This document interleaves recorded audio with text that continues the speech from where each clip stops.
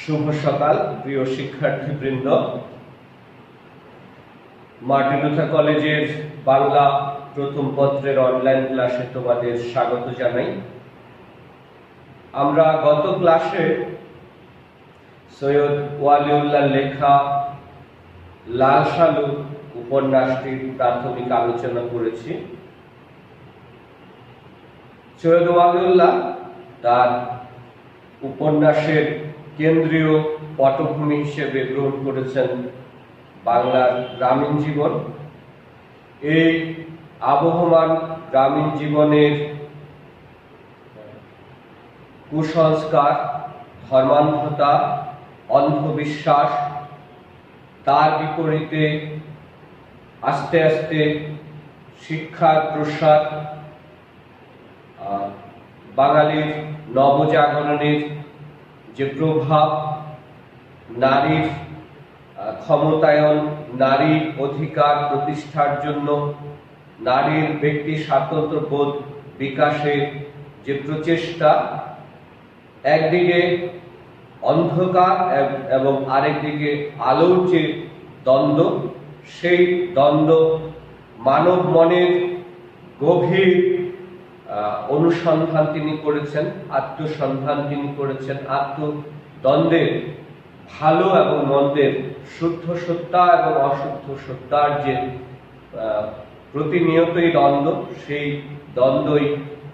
দ্বন্দ্বের রহস্য উদ্ঘাটন আমরা লাল সালু উপন্যাসে দেখেছি। একদিকে ধর্ম ব্যবসায়িক মজিদ তার প্রভাব প্রতিপত্তি প্রতিষ্ঠা করতে চেয়েছে, তার সহায়ক শক্তি হিসেবে সামন্ত প্রভু বা জমিদার বা গ্রাম্য মাতব্বর, তারা একাট্টা হয়েছে, একত্রিত হয়েছে এই শোষণের জাতাকলে সাধারণ মানুষকে নির্যাতন করবার জন্য, নিষ্পেষণ করবার জন্য, অধিকার বঞ্চিত করবার জন্য। তো আমরা আজকে উপন্যাস পাঠে যাই। মূল যে উপন্যাস সেটি আমরা বই থেকে, টেক্সট বই থেকে আলোচনা করতে চাই। শস্যহীন জনবহুল এই অঞ্চলের বাসিন্দাদের বেরিয়ে পড়বার ব্যাকুলতা ধোঁয়াটে আকাশকে পর্যন্ত যেন সদা সন্ত্রস্ত করে রাখে। উপন্যাসে যে অঞ্চলের মানুষের কথা বলা হয়েছে, এই অঞ্চলটি একেবারেই অনুর্বর, শস্যহীন। এখানে ফসল ফলানো খুব দুঃসাধ্য ছিল, কষ্টকর ছিল। এই কারণে ফসলের অভাবে কৃষি প্রধান বাংলাদেশের এই অংশের মানুষগুলো যেহেতু ভালো ফসল ফলতো না, অভাব, অনটন, ক্ষুধা, দারিদ্র্যের কারণে তারা সব সময় এই জেলা থেকে অন্য জেলায়, এই অঞ্চল থেকে অন্য অঞ্চলে বেরিয়ে পড়বার আকাঙ্ক্ষা তাদের মধ্যে প্রগাঢ় আকাঙ্ক্ষা তাদের মধ্যে কাজ করত। ঘরে কিছু নেই, ভাগাভাগি, লুটালুটি আর স্থান বিশেষে খুনাখুনি করে সর্বপ্রচেষ্টার শেষ। নিতান্ত মৌলিক চাহিদা পূরণ করবার জন্য অন্ন, বস্ত্র, বাসস্থান, যে খাদ্যের সংস্থান ছিল না ঘরে, ফসল ফলতো না, যৎসামান্য ফসল এবং যৎসামান্য সহায় সম্পত্তি, এগুলো নিয়ে নিজের একেবারে আত্মীয় স্বজনদের মধ্যে, ভাই বোনদের মধ্যেও ঝগড়া, বিবাদ, ফ্যাসাদ, সবশেষে কখনো কখনো সেটা খুনের পর্যায়ে গিয়ে দাঁড়াত। দৃষ্টি বাইরের পানে, মস্ত নদীটির ওপারে, জেলার বাইরে, প্রদেশেরও হয়তোবা আরো দূরে। এই মানুষগুলো তারা সব সময় অন্য কোনো জেলার কথা ভেবেছে, দূরে কোথাও বেরিয়ে পড়বার কথা ভেবেছে, কখনো জেলার বাইরে, কখনো প্রদেশেরও বাইরে। এটি ব্রিটিশ শাসিত ভারতবর্ষের সময় উপন্যাসটি লেখা হয়েছিল। এই কারণে কখনো বাংলা ছেড়ে ওপার বাংলা অথবা অন্য দেশ যে কোনো জায়গায় যদি সেখানে খাদ্যের নিশ্চয়তা থাকে, অন্য সংস্থানের মৌলিক চাহিদাগুলোর নিশ্চয়তা থাকে, ভাগ্য পরিবর্তনের নিশ্চয়তা থাকে, তাহলে সেই মানুষগুলো দূর দূরান্তে ছড়িয়ে নির্দ্বিধায় দূর দূরান্তে ছড়িয়ে পড়বার জন্য, বেরিয়ে পড়বার জন্য তারা তৈরি থাকে। যারা নলি বানিয়ে ভেসে পড়ে তাদের দৃষ্টি দিগন্তে আটকায় না। জ্বালাময়ী আশা ঘরে হাশূন্য, মুখ থোবড়ানো নিরাশা বলে তাতে মাত্রাতিরিক্ত প্রখরতা। আবার যারা জাহাজের টিকিট কিনবার মতো সামর্থ্য অর্জন করে, তারা সেই টিকিট কেটে জাহাজ দিয়ে দূর দূরান্তে, দূর দেশে তারা চলে যেতে পারে। তাদের আশা তাড়িত করে উন্নত জীবনের স্বপ্ন, তিনবেলা খেয়ে পড়ে বাঁচবার স্বপ্ন তাদের চোখে যেন এক ধরনের প্রখরতা, এক ধরনের স্বপ্নের ঝিলিক ছড়িয়ে দেয়। দূরের তাকিয়ে যাদের চোখে আশা জ্বলে তাদের আর তর্স হয় না। দিন মান ক্ষণের সবুজ ফাঁসির সামিল। যে মানুষগুলো মনে মনে সিদ্ধান্ত নিয়ে নেয় যে তারা দেশ ছেড়ে চলে যাবে, দূরে কোথাও চলে যাবে, সেই সমস্ত মানুষের কাছে তখন এক মুহূর্ত আর দেরি সহ্য হয় না। এক মুহূর্ত দেরি যেন তাদের ফাঁসির সামিল। অর্থাৎ একজন মানুষকে ফাঁসিতে ঝুলালে তার মধ্যে যে অস্বস্তি, যে কষ্টটা হয়, এই মানুষগুলোর মধ্যে যেন ঠিক সেরকম কষ্ট কাজ করে। তারা কখন সেই বসত বাড়ি ছেড়ে অভাব পীড়িত, দারিদ্র পীড়িত, শস্যহীন, খাদ্যহীন এই অঞ্চল থেকে তারা বেরিয়ে অন্য কোথাও যাবে। তাই তারা ছোটে ছোটে। এই কারণেই তারা কিন্তু এই জায়গা ছেড়ে ছুটতেই থাকে দূরে, অন্য কোথাও, অন্য কোনো জেলা, অন্য কোনো দেশে। অন্য অঞ্চল থেকে গভীর রাতে যখন ঝিমধরা রেলগাড়ি সর্পিল গতিতে এসে পৌঁছয় এদেশে, তখন হঠাৎ আগাগোড়া তার দীর্ঘ দেহে ঝাঁকুনি লাগে, ঝনঝন করে ওঠে লোহালঙ্কর। অন্য অঞ্চল থেকে গভীর রাতে যখন ট্রেনটি আসে স্টেশনে, তখন হঠাৎ করে লোহালঙ্করের এই ট্রেনটি যেন ঝনঝন করে বেজে ওঠে, জেগে ওঠে। রাতের অন্ধকারে লণ্ঠন জ্বালানো ঘুমন্ত কত স্টেশন পেরিয়ে এসে এইখানে নিদ্রাচ্ছন্ন ট্রেনটির সমস্ত চেতনা জেগে সজারু কাটা হয়ে ওঠে। রাতে যখন ট্রেনটি চলাচল করে তখন বিভিন্ন স্টেশন তাকে পার হয়ে আসতে হয়, এবং সেই সময় বিদ্যুতের ব্যবস্থা খুব বেশি একটা ভালো ছিল না। স্টেশনগুলোতে লণ্ঠন জ্বালিয়ে রাখা হতো, হেরিকেন জ্বালিয়ে রাখা হতো।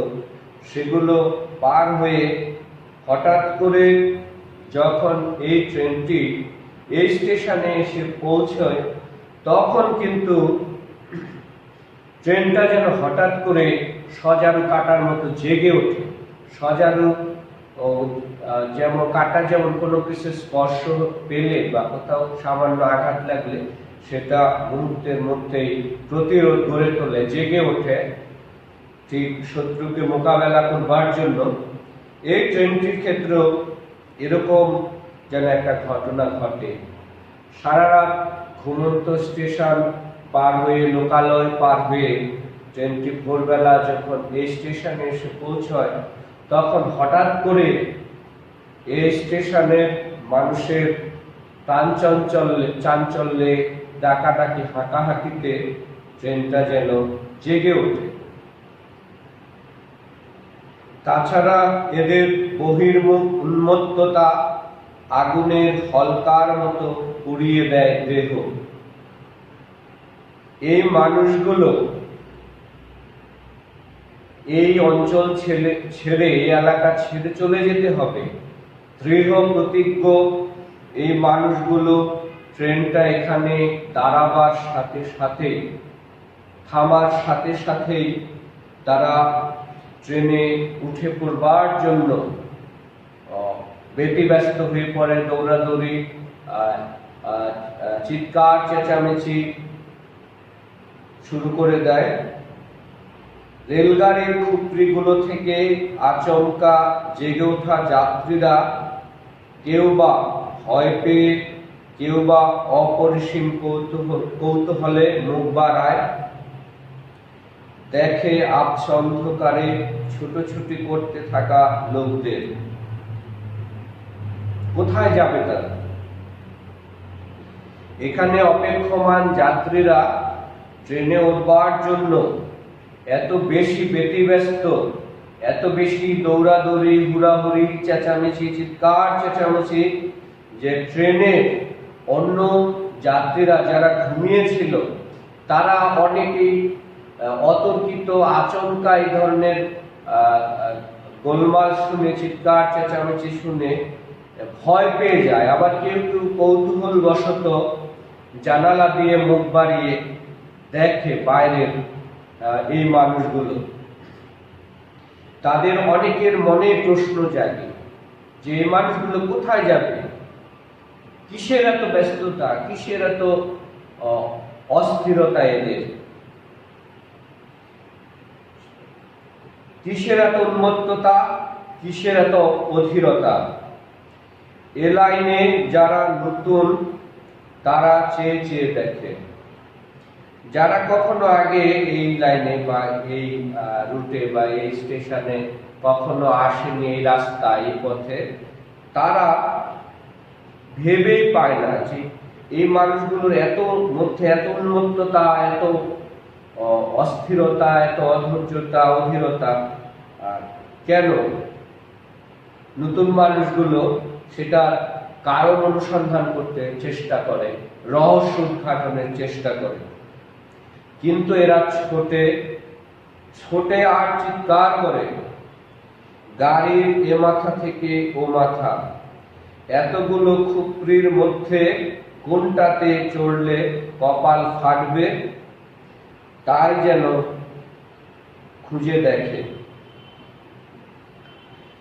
এই লোকগুলো মধ্যে এক ধরনের অস্বাভাবিক আচরণ লক্ষ্য করা যায়, যে মানুষগুলো এই ট্রেনে উঠে তারা নির্দিষ্ট কোনো বগিতে বা কামরায় কিন্তু বসে থাকে না।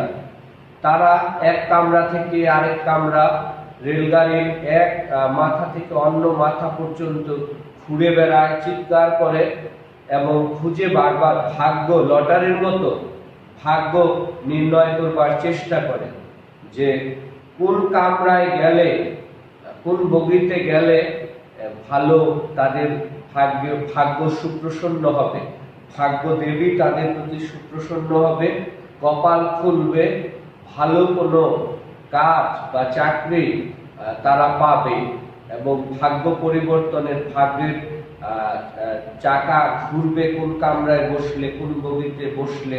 এটাই যেন তারা রেলগাড়ির এক মাথা থেকে অন্য মাথা, এক প্রান্ত থেকে অন্য প্রান্ত পর্যন্ত খুঁজে ফিরে ঘুরে বেড়ায়, খুঁজে অনুসন্ধান করতে থাকে। গাড়ির এ মাথা থেকে ও মাথা, এতগুলো খুপড়ির মধ্যে কোনটাতে চড়লে কপাল ফাটবে তাই যেন খুঁজে দেখে। ইতিমধ্যে আত্মীয় স্বজন যান পাছানের লোক হারিয়ে যায়, কারো জামা ছেড়ে কারো টুপিটা অন্যের পায়ের তলায় দুমড়ে যায়, কারো বা আসল জিনিসটা অর্থাৎ বদনাটা জানা হলে বিদেশে এক পা চলে না, কি করে আলগোছে হারিয়ে যায়। এরা হয়তো পরিবারের সদস্যদের নিয়ে, আত্মীয় স্বজন নিয়ে একসাথে ট্রেনে উঠেছিল, ইচ্ছেও ছিল যে একসাথে যেখানেই যাক তারা একসাথে যাবে, মিলেমিশে তারা সেখানে গিয়ে থাকবে, কাজ করবে, চাকরি বাকরি করবে। কিন্তু যখন এরা ট্রেনের এক প্রান্ত থেকে আরেক প্রান্ত ছুটোছুটি করে, এক বগি থেকে আরেক বগি ভাগ্য উন্নয়নের চেষ্টা করে, লটারির জন্য সেই লটারি কাটে, লটারি খুঁজে, অর্থাৎ কোন বগিতে উঠলে তাদের ভাগ্য পরিবর্তন হবে, সেটি করতে গিয়ে এই আত্মীয় স্বজন সহ অন্যরা যারা আরো সাথের লোকজন যারা, তারা কিন্তু একটা পর্যায়ে হারিয়ে যায়। আর ট্রেনের উঠতে গিয়ে অনেক বেশি হুড়াহুড়ি তাড়াহুড়ো করবার জন্য অনেক ক্ষেত্রে কারো জামা ছিঁড়ে যায়, কারো মাথার টুপিটা এই হুড়াহুড়ি ব্যস্ততার মধ্যে মাথা থেকে খসে পড়ে কারো পায়ের তলায় সেটি চলে যায়।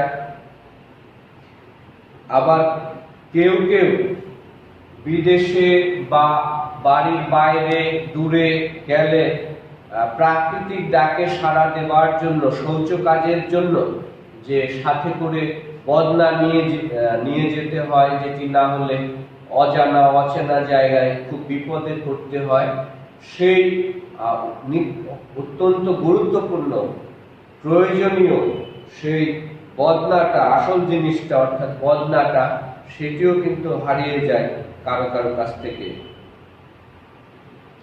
হারাবে না কেন, দেহটা গেলেই যেন হয়, এমন একটা মনোভাব নিয়ে ছুটোছুটি করলে হারাবেই তো। জিনিসপত্র নিয়ে রেলগাড়িতে যদি তারা একটু ধীর স্থির ভাবে উঠত, গিয়ে সুন্দর করে একটা নির্দিষ্ট বগির মধ্যে বসতো, কামরার মধ্যে বসতো, স্থির হয়ে বসতো, তাহলে কিন্তু এই জিনিসপত্রগুলো হারায় না, আত্মীয় স্বজন সহ জামা কাপড় ছেড়ে না, অথবা টুপিটা দুমড়ে যায় না পায়ের তলায়, এবং বদনাটাও হারায় না। কিন্তু এই মানুষগুলো উঠবার সময় অনেক বেশি চঞ্চল, অস্থির,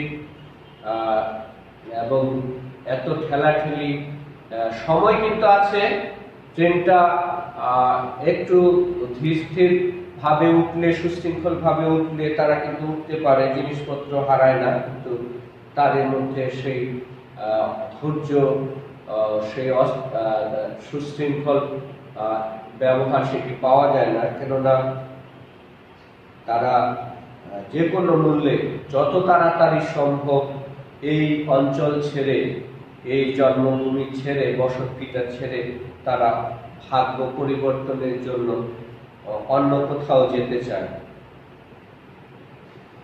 অনেকের অনেক সময় গলায় ঝোলানো তাবিজের থোকাটা ছাড়া দেহে বিন্দু মাত্র বস্ত্র থাকে না শেষ পর্যন্ত। তারা অবশ্য বয়সে ছোকরা। বয়স হলে এরা আর কিছু না হোক শক্ত করে গিরেটা দিতে শেখে। কোন কোন যাত্রীর বেলায় বা শিশুদের বেলায় আরো বড় বিপজ্জনক ঘটনাও ঘটে, যে ঘোরাঘুরি ঠেলাঠেলি করে উঠতে গিয়ে তাদের পরিধেয় যে কাপড় চোপড় সেগুলো বিনষ্ট হয়ে যায়, ছিঁড়ে যায়, খসে যায়। তবে হ্যাঁ, এরা বয়স হলে একটা জিনিস করতে শেখে এই অঞ্চলের ছেলেরা, যে তারা লুঙ্গিটা কি করে শক্ত গিঁট দিয়ে বেঁধে রাখতে হয় সেটি তারা ভালো করে শিখে নেয়। এই কারণে কারো কারো গলায় তাবিজের থোকাটা আর কোমরে লুঙ্গির গিঁটটা সহ সামান্য অংশটুকু অবশিষ্ট থাকে। অজগরের মতো দীর্ঘ রেলগাড়ির কিন্তু ধৈর্যের সীমা নেই। তার দেহ ছনছন করে লোহালক্করের ঝংকারে। উত্তাপ লাগা দেহ কেঁপে কেঁপে ওঠে, কিন্তু হঠাৎ উঠে ছুটে পালায় না। অজগরের মতো যে দীর্ঘ রেলগাড়িটা, এটি যখন স্টেশনে আসে তখন স্টেশনে যাত্রীদের ওঠার জন্য সময় একটু অন্যান্য স্টেশনের তুলনায় বেশি সময় দেওয়া হয়, কেননা এইখানে যাত্রীর সংখ্যা অনেক বেশি, তাই ট্রেনটাও সহসাই ছুটে যায় না। এখানকার ট্রেনের যে বিরতি, সেটি যথেষ্ট বিরতি দেওয়া হয়। দেহচ্যুত হয়ে অদূরে অস্পষ্ট আলোয় ইঞ্জিনটা পানি খায় ঠিক মানুষের মতোই, আর অপেক্ষা করে। ধৈর্যের কাঁটা নড়ে না। এই স্টেশনে এসে ইঞ্জিনটাকে একটু দূর থেকে যেহেতু আসে, কয়লার ইঞ্জিন ছিল, এগুলাকে আবার ঠান্ডা করার জন্য প্রচুর পরিমাণে পানি দেওয়া হতো ইঞ্জিনের ভিতরে। তো এই ট্রেনটা, সেই ইঞ্জিনটা যেন মানুষের মতোই খুব বেশি তৃষ্ণার্ত এবং পানি খায় এসে এই স্টেশনে এসে, এই কারণে বিরতিটাও একটু বেশি দেওয়া হয়। কেনই বা নড়বে? নিশুতি রাতে যে দেশে এসে পৌঁছেছে, সে দেশ এখন অন্ধকারে ঢাকা থাকলেও সে জানে যে তাতে শস্য নেই। বিরাট মাঠ, সর ভাঙা পার আর বন্যা ভাসানো ক্ষেত। নদী গহ্বরেও জমি কম নেই। ট্রেনটা এখানে আসবার পরে বুঝতে পারে যে যে জায়গাটায়, যে এলাকাটায় ট্রেনটা এসে থেমেছে, সেখানে একটা অনুর্বর শস্যহীন একটা এলাকা। মাঠগুলো একেবারে বিরান, শূন্য মাঠ, ফসল নেই, অনুর্বর মাটি। আবার নদীগুলোর পার ভাঙা। আবার আরো সমস্যা আছে, সেটি হলো বন্যায় ফসল বিনষ্ট হয়ে গেছে, বন্যার পানিতে ডুবে ফসল নষ্ট হয়ে গেছে। নদী গহ্বরেও জমি কম নেই। নদীর তীরবর্তী অঞ্চল এটি। এই নদী অনেকটাই খরস্রোতা, কীর্তিনাশা। অনেক লোকালয়, বাড়িঘর, জমি, ফসলের ভূমি এই নদী খেয়ে ফেলেছে, নদী গর্ভে হারিয়ে গেছে। সত্যি শস্য নেই, যা আছে তা যৎসামান্য। শস্যের চেয়ে টুপি বেশি, ধর্মের আগাছা বেশি। ভোরবেলায় এত মক্তবে আর্তনাদ ওঠে যে মনে হয় এটা খোদা তাআলার বিশেষ দেশ। সত্যি শস্য নেই এখানে, যা আছে খুবই সামান্য। শস্যের চেয়ে টুপি বেশি, ধর্মের আগাছা বেশি।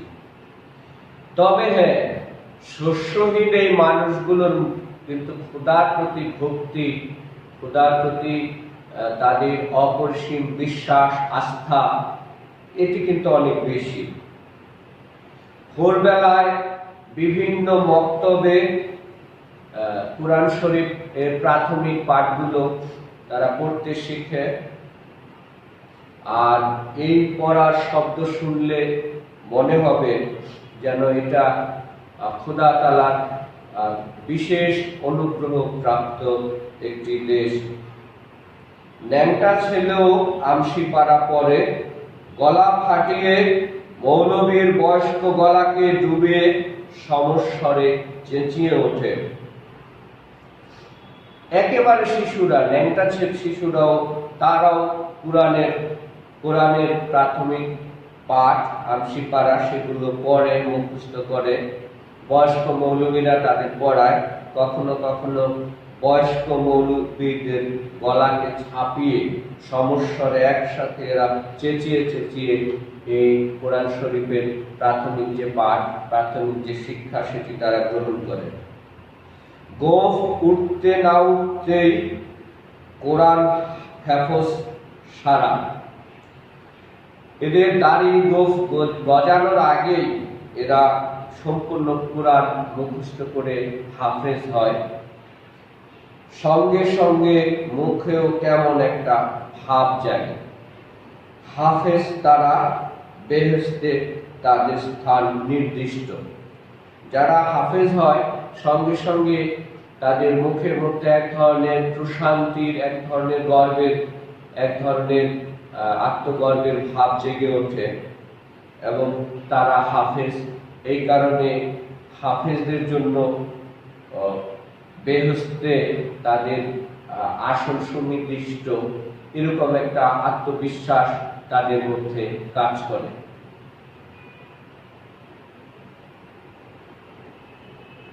কিন্তু দেশটা কেমন মরার দেশ, শস্য শূন্য।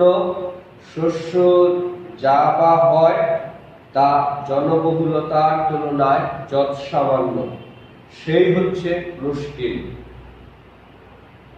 কিন্তু এই দেশটা অনেকটা মরার দেশ বলা হয়েছে, যেখানে অনুর্বর, ফসল খুবই কম, জনসংখ্যার তুলনায় সেটি খুবই অপ্রতুল, খুবই কম।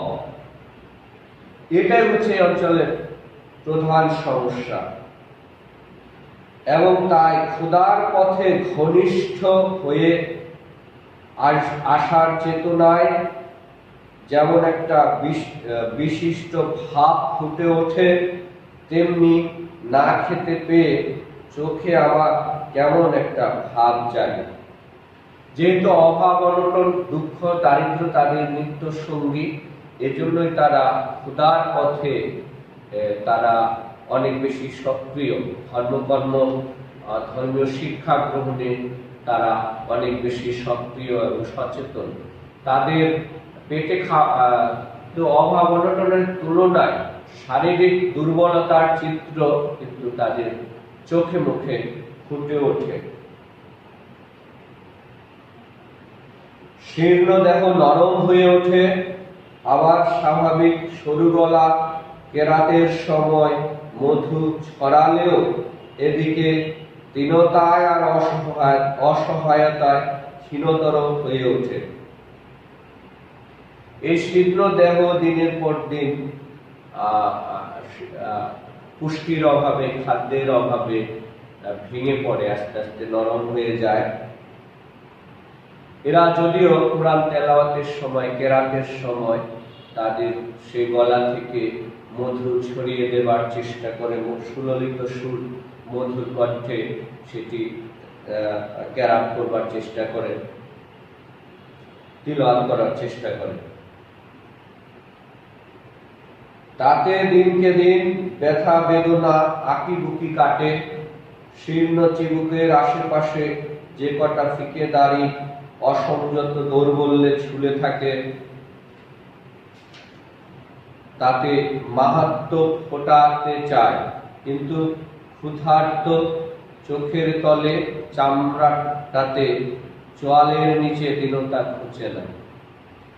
এরা যতই ধর্মীয় শিক্ষা গ্রহণ করেছে, আস্তে আস্তে তাদের গোঁফ দাড়ি গজাতে শুরু করে, তখন তারা যতই অনেক বেশি আত্মতুষ্টি, আত্মগর্বে তারা নিজেদেরকে যত প্রশান্তিময় মনে করবার চেষ্টা করে, সেরকম ভাব ফুটিয়ে তুলবার চেষ্টা করে, কিন্তু চোখের নিচে চেয়ালে অপুষ্টির যে চিত্র, সেটি কিন্তু কোনোভাবেই তারা ঢেকে রাখতে পারে না। কেউ কেউ আরো আশা নিয়ে আলিয়া মাদ্রাসায় পড়ে, বিদেশে গিয়ে পোকায় খাওয়া মস্ত মস্ত কেতাব খতম করে, কিন্তু কেতাবে যে বিদ্যে লেখা তা কোনো এক বিগত যুগে চড়ায় করে আটকে গেছে। কেউ কেউ ধর্মীয় ক্ষেত্রে উচ্চশিক্ষা গ্রহণ করে, আলিয়া মাদ্রাসায় পড়ে, বিদেশে গিয়ে পোকায় খাওয়া অনেক আগে মস্ত মস্ত যে বই রয়েছে, কেতাব রয়েছে, সেগুলো খতম করে। কিন্তু এই কেতাবে যে লেখা সেগুলো সময়ের পরিক্রমায় আধুনিকায়ন বা নবায়ন সেটি হয়নি। সেগুলোর সাথে আধুনিক চিন্তা চেতনা, জ্ঞান বিজ্ঞানের বিষয়গুলোর সামঞ্জস্য বিধান করা হয়নি। চড়া কেটে সে বিদ্যেকে এত যুগ অতিক্রম করিয়ে বর্তমান স্রোতের সঙ্গে মিশিয়ে দেবে এমন লোক আবার নেই। এই গ্রন্থগুলোর ভাবনা চিন্তার সাথে, যুগের পরিবর্তনের সাথে, মানুষের চিন্তা চেতনার, জ্ঞান বিজ্ঞানের উন্নতির সাথে সাথে এগুলোর মধ্যে যে একটা সামঞ্জস্য বিধান করতে হবে, সেই মানুষটি একেবারেই নেই। অতএব কেতাবগুলোর বিচিত্র অক্ষরগুলো দুরাস্ত কোনো এক অতীত কালের অরণ্যে আর্তনাদ করে। কেতাবের লিখিত যে বিষয় বক্তব্যগুলো, সেগুলো প্রাচীন কালে যেহেতু লেখা হয়েছিল, সেই সময় সেই জীবন ব্যবস্থা, সমাজ পরিবেশ অনুযায়ী, তাই সেগুলো বর্তমানের ক্ষেত্রে অনেক ক্ষেত্রেই যেন সেগুলো বর্তমানের সাথে আর তাল মিলিয়ে চলতে পারছে না। তো আজকে পর্যন্তই। তোমরা এই উপন্যাসটি বাসায় নিজেরাও পড়বে, আমার ক্লাস অনুসরণ করবে। তোমাদের সকলকে অনেক অনেক শুভেচ্ছা জানিয়ে আজকের ক্লাস শেষ করব।